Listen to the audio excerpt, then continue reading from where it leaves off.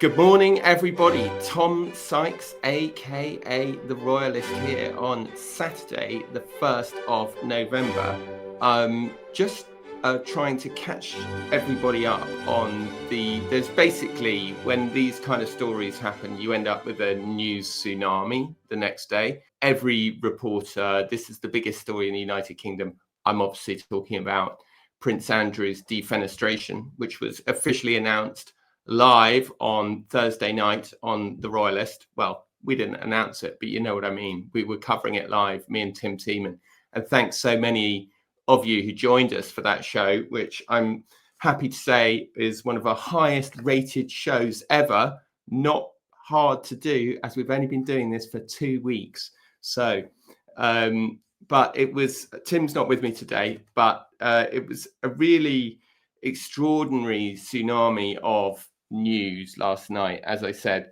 And the main sort of angle coming out in the, I'm afraid, very craven British media this morning is that King Charles is a bold, steely, strong man who crushed Prince Andrew with ruthless efficiency, a heroic leader who marched his disgraced brother out of Royal Lodge and saved the monarchy. That basically is the summary of the news coverage of this morning. And interestingly, it's being led by none other than Emily Maitlis. Emily Maitlis, we of course remember, who did that original interview with Prince Andrew on Newsnight of the famous straightforward shooting weekend and the Pizza Express alibi. How could anyone forget? She says in a story on her newsagent's podcast, she said, and I'm going to read this rather than play it because I'm terrified of getting a copyright strike on YouTube. I think many in the media had not properly understood was that Prince William was not actually the one driving this. We'd all understood that the real sort of heft of this move came from Prince William. I was told last night that it is Prince William actually who's most concerned about the state of his uncle's mental health, something that he takes very seriously. His work, Kate's work, has been very close to the issues of mental health, and I was always told there was a bit of discomfort. Maybe that's too strong. There was nervousness from the siblings, Prince Edward, from Princess Anne, who didn't want their eldest brother to go too hard on their other brother, Andrew. But it was the king himself who had nerves of steel. Wow, is all I can say. Emily Maitlis telling us that the king basically sorted the whole thing out and that William's role was to stand on the sideline, wringing his hands, worrying how this was going to affect Andrew's mental health. Now, I'm sure at some point, William said, is he all right? Do you think he's okay? And another line in the papers today is that the king actually asked, can he cope? Can Andrew cope? But the idea that this was not led and masterminded by William is just a complete inversion of reality, but it suits the palace very well. And of course, it actually suits William's side quite well, because as somebody said to me, this is the king's mess, and William wants the king to own it, and William wants the king to clean it up on his beat. Now, this line about, before I get back to why, I'm going to get back to why it is Charles's mess. And I believe that's due to Charles trying to rehabilitate Andrew, which I've talked about a lot. And I'm going to get back just to the examples of that. But I also, this word steely is clearly being briefed by the palace. It popped up in the London Times, the Sun. The Telegraph didn't actually use the word, but made it very clear that, you know, according to their briefing, this was all King Charles. And the point that I want to make is that this is all being presented as fresh reporting, that it's being told from inside sources, but it all exactly matches the briefing document that Buckingham Palace sent out to journalists. And most media organizations in the United Kingdom will not tell you that there is an extensive media briefing document in the form of an imaginary Q&A between a very, very compliant journalist and the Palace press office that goes out alongside these statements. And over again, this briefing document said that it was the king's decision, that it had been supported by other members of his family, that other members of his family had approved of it, that this was all the king's decision. And I'm just looking at this and I'm just thinking, how stupid do they think we are, basically? How stupid they think we are. It's so obvious to me that Charles wanted a completely different outcome from the whole Andrew story. And it's not just me saying that, it's like the actual facts empirically prove that. And I've talked a little bit before about this, and I'm just going through some notes here because I want to get it the facts completely right. But the reality is that Charles had inherited from the late Queen Elizabeth a pretty stable settlement where Andrew was not going to be seen and he was going to be kept out of the cameras and out of the limelight. So let's just break down exactly why I think it's so gaslighty of the British media to say that Charles has solved this whole problem. What bothers me about it is that they'd never mention that Charles created the whole problem and obviously wanted a totally different outcome. So Charles was effectively co-monarch with his mother from about 2017 when he got rid of Sir Christopher Gite onwards. So all of the decisions that were made to exclude Andrew from the family, of course they were in the Queen's name, of course the Queen was the ultimate boss, but a lot of the strategy was rooted through Charles's office. And the policy was very clear. It was to exclude Andrew. It was to cut him off from the oxygen of publicity. It was to cut him off from the font of authenticity, the patina of royalty. And that was done. Now, I know that there were lapses, and I know that the Queen allowed Andrew to walk him in on her arm at her husband's memorial, but I think that was very clearly pitched as a one-off. And I think that what the Queen went through in terms of having to sit on her own at her husband's actual funeral after 90 years of service, I don't think that people, I think there was a gasp, there was an intake of breath, but I think it was very clearly briefed that this was a one-off. But what happened when Charles became king was that what had seemed to be a one-off became very, very regular occurrences. More and more, Charles was back. It started at the Queen's funeral. He was given a very important ceremonial role, and there was a lot of debate about whether he would be allowed to wear military uniforms and this kind of thing. But the bottom line is that he was given a very important ceremonial role at that by Charles. In 2022, the year that the Queen died, Charles's first Christmas, Andrew is invited on the walk to church, and he makes the most of it. He struts and he preens and he poses for the cameras. In 2023, Charles tries to make it look like William and Kate are on board with this attempt to rehabilitate Andrew by obliging them to drive Andrew to church in Balmoral, something that they push back very strongly against and say they disapprove of. And this actually, William draws a line in the sand after that and says, okay, I did that, but that's not happening again. 2023 Christmas, absolutely extraordinary decision by the King. Andrew and Sarah Ferguson are both invited to Christmas at Sandringham. And they're not just invited, they join the big photo call, the big walk to church, and again, Andrew strutting, preening, making the absolute most of it, making sure he's in the cameras. 2024, Andrew leads the family into the memorial of King Constantine. Front row, pride of place, there's photos of that, cameras everywhere. This is not exile. This is page one royal positioning by Charles. So Charles wanted a very, very different outcome. Now, I accept he wanted Charles out. He wanted Andrew out of Royal Lodge, but he completely mismanaged that.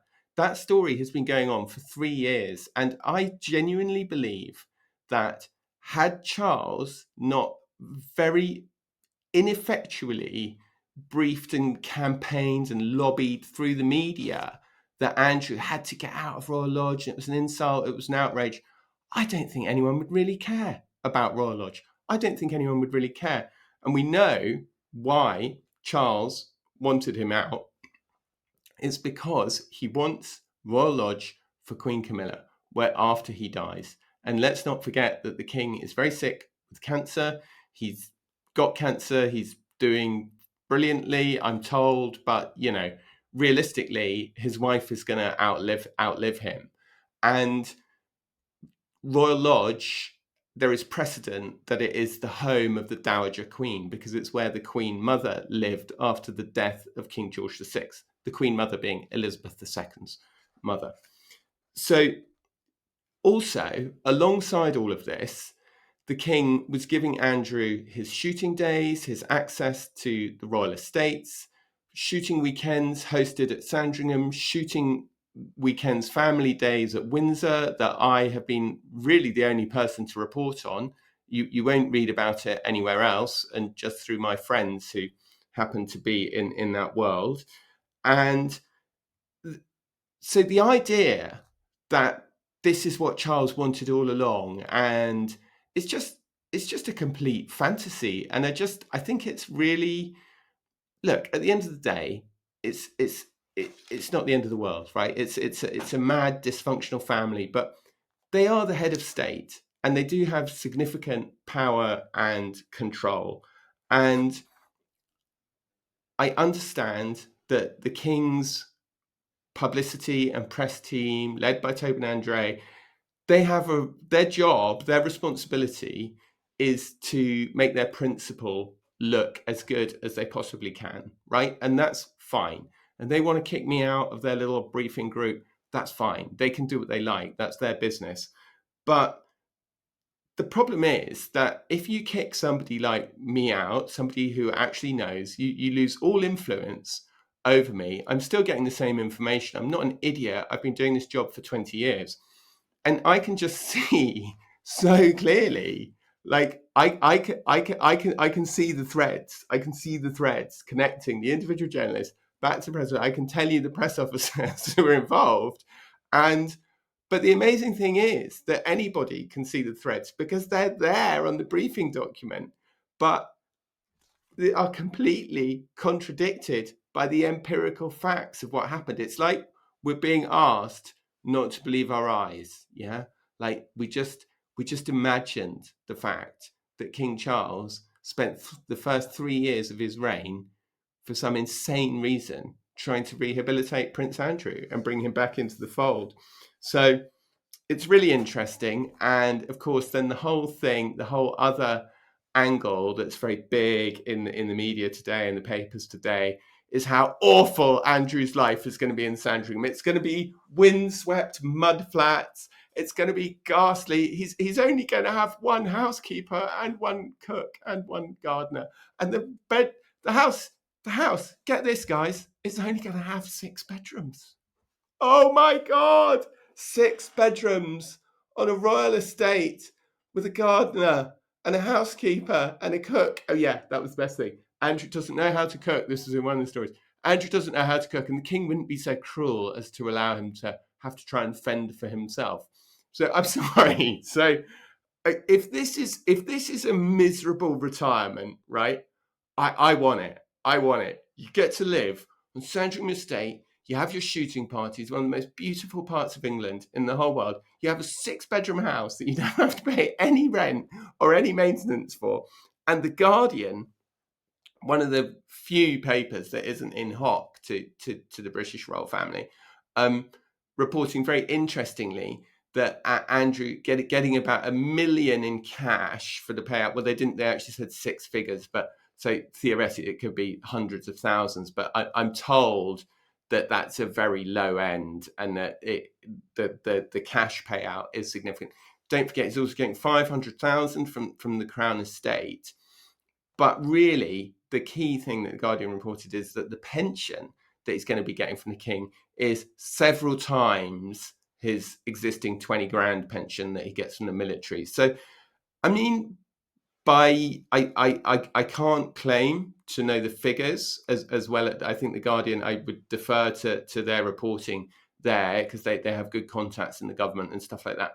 But it looks to me like he's going to be getting around about £100,000 tax free from the king for the rest of his life, right? So if you consider that in terms of the size of the pension pot you would need to generate £100,000 every year, and you consider the capital, you consider the capital payment, which looks to be, and I'm told, I was told actually that a million is the not 900,000. That's the low end. I think it's likely to be considerably more. 500 grand from the Crown Estate. I mean, if this is disgrace, if this is the king reading the Riot Act and telling you that, nothing will ever be the same and you've been massively shamed, I wouldn't mind a bit of that disgrace. Oh yeah, he's keeping his police protection, so he can still go anywhere he wants.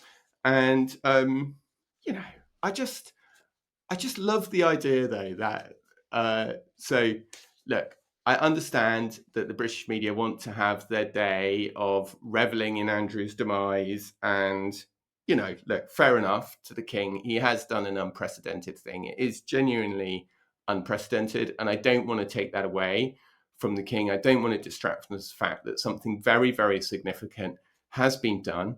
It definitely seems to be a precursor to police action, which I think is ultimately, as I have said, a scandal can only really be solved if you rip it up at the root cause. Like, what is the root cause of this scandal? The root cause of this scandal is Andrew's alleged sexual abuse of Virginia Giuffre, Andrew's corruption, Andrew's attempt to corrupt other people in public office, i.e. his police officers, and his exploitation of his position to enrich himself. So we can all call Andrew Mountbatten Windsor, we can all get a great laugh out of referring to him as Mr. Mountbatten Windsor, as the newspapers are all doing today. But the truth of the matter is that Andrew is far from leaving this situation empty-handed and humiliated. He's got millions. He's got a purse worth millions in the payoff. He's got a house on the Sandringham estate. He's got privately preserved lifestyle. This is a settlement. This is a negotiated settlement. And to be fair, again, we've been told that over and over again. This was a negotiation. It was a negotiated settlement. But I think that Andrew, actually, for somebody who arguably didn't have very good cards, has played his hand not too badly at all. And I suspect that Andrew, once he gets settled into Sandringham, and he hopes that the attention will die down, as long as no police inquiry happens, which ultimately I don't think it will, because Andrew is the brother of the head of state. So he'll always have the Paul Burrell defence. Paul Burrell was Princess Diana's butler, who was accused of stealing her possessions, and he got off because he said he told the Queen, and the Queen is the head of state. So if you tell the head of state something and the head of state says it's okay, it's okay. So I think all Andrew ever has to do in any police inquiry is say, well, I told my brother about it and he said it was okay. And then they're in a very awkward situation, because do they bring Charles into a court of law and ask him whether, get him to testify? It's not going to happen. So I think that realistically, I think there's going to be noises. I think there's going to be show. I think a police car is going to turn up to Royal Lodge or his new place. But I very much doubt Andrew will be spending a night in the cells. And I even more doubt that he'll end up in the dock of a magistrate's court.